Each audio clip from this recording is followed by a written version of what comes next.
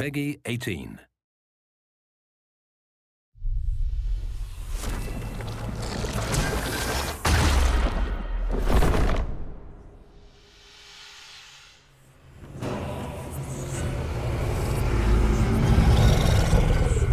Dragon Age 2 is going to be about consequences, a game about making hard decisions. As we talked about the plot for Dragon Age 2, it really came down to two potential stories.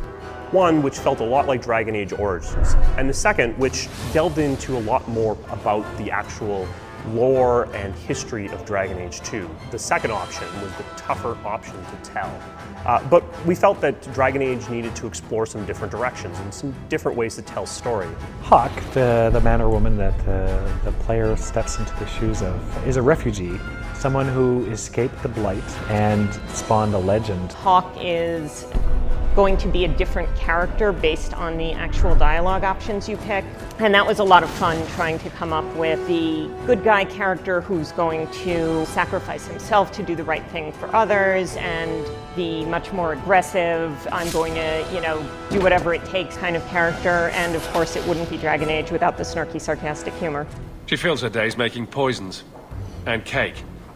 Tell me you didn't try the cake.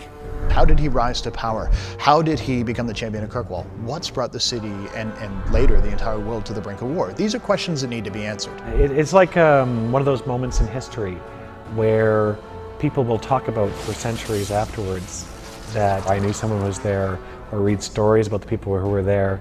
So the player gets to be there at that pivotal moment. So we got together to talk about ways we could do this, the way we could tell a decade worth of history in a single game. And out of those explorations, that's where the frame narrative came from. A story within a story became key. This is a technique you see in The Usual Suspects, you see it in A Princess Bride. It's being told from the perspective of a character named Varric. He's a dwarven rogue storyteller. I've had gentler invitations. Varric knew the player, and he's telling the story to Cassandra, who is a Templar investigator who is trying to figure out what happened. Time to start talking, dwarf. They tell me you're good at it. But he doesn't always tell the truth. Sometimes he begins telling the legend, the story that everybody knows about this character, Hawk, that was larger than life. Bullshit. That's not what really happened. When a book or a movie does a frame narrative, the narrator knows how things are going to turn out. But in a video game, we can't know that, because the way you choose to play is going to affect the narration. And what's so very cool about this is, while we can't really take credit for frame narrative, it's been used for hundreds of years, I think this may be one of the first, the truly interactive frame narratives. Thus began the champion's first year in Kirkwall, settling his debts with the mercenaries. That's when I first met the champion. In Dragon Age Origins, you traveled across the land, but in Dragon Age 2, you're traveling through time. We're focused on a more specific area. You see it over time, you see it evolve, you see it change. This, I think, gives it more depth. Relationships can develop over a period of years rather than just weeks or months. Been a while, hasn't it? I've been keeping an eye on you. On one hand, an adventure tale isn't necessarily about romance, but on the other hand, what adventure tale, what science fiction or fantasy tale have you ever seen that didn't have some element of romance? Wait, you're not thinking of bringing feelings into this, are you? And we were able to take them in some pretty wildly different directions, from virginal girl next door to crazy up against the wall, let's have it on right here. And one angle that we haven't really targeted before is the sense of family. The sense that Hawk is not some character who just washed up on a beach with no history, nothing to back him up.